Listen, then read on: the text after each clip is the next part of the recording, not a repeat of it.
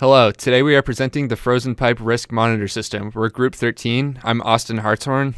I'm Cannon Giuliano. I'm Noel Chow. And I'm Scott Weber. One of the most common problems that affect people each winter is the risk of the pipes inside their homes freezing.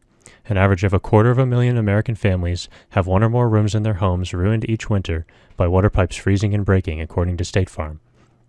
Since many of the pipes inside homes are concealed inside walls or outside normal living spaces, like garages and basements, there is no way of telling if they are at risk of freezing due to external temperatures.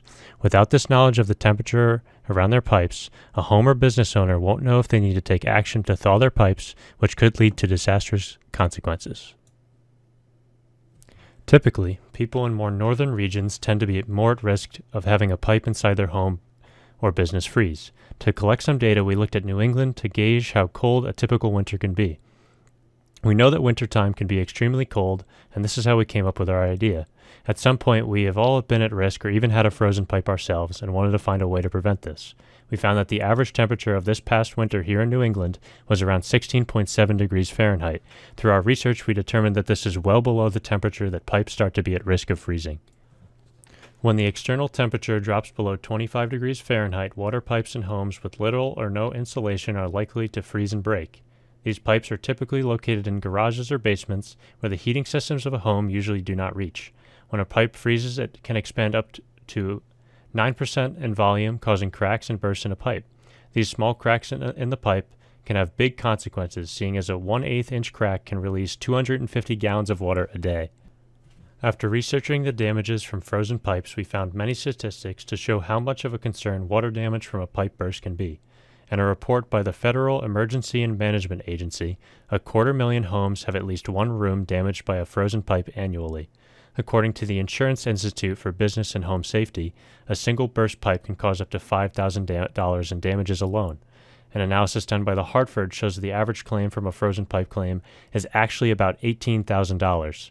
Additionally, in a case study done by the IBHS, 18% of all plumbing-related insurance claims were from frozen pipe damage. Our solution to this problem comes in the form of a smart network of sensors capable of detecting temperatures that put pipes at risk of freezing. It will be able to communicate with each of its respective sensors using wireless transmission of data and be able to pull information directly from the internet. This system consists of two stages, the first of which is the temperature sensors. The temperature sensors will be placed near the pipes of a home or building and be able to detect the temperature around them. The design of these nodes is to be small and compact in order to fit comfortably behind walls and between pipes. Therefore, in order to scale size down, we opted to use a small microprocessor and use the Arduino Nano. This would be the main portion of each of the temperature sensing nodes, as having an ADC will allow us to take temperature data and transform it into digital data able to be transmitted.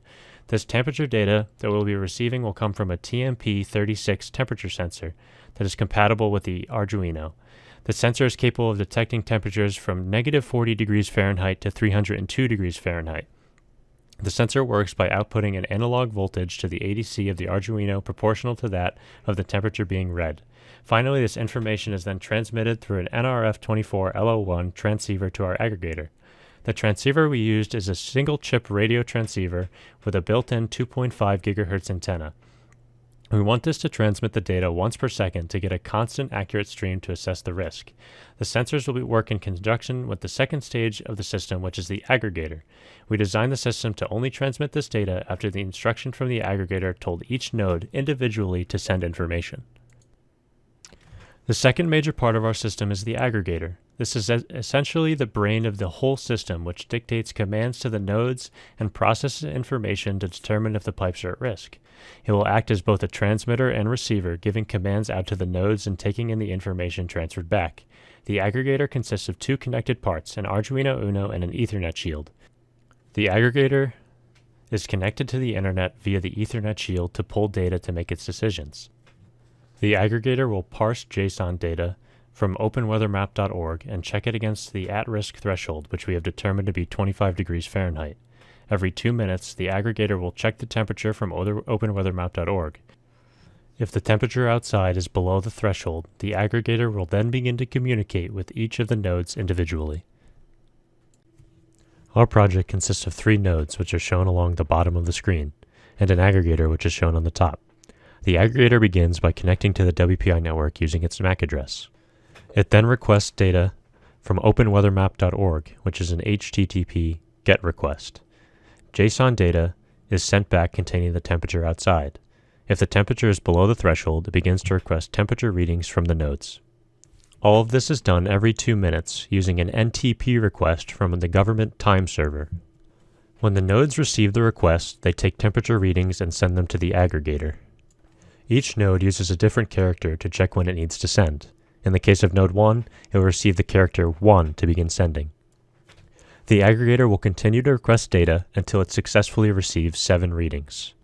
Then, it averages the temperatures and tells you if the temperature is below the threshold, which in the case of our example is 80 degrees Fahrenheit. It then moves on to the next node and requests new temperature readings.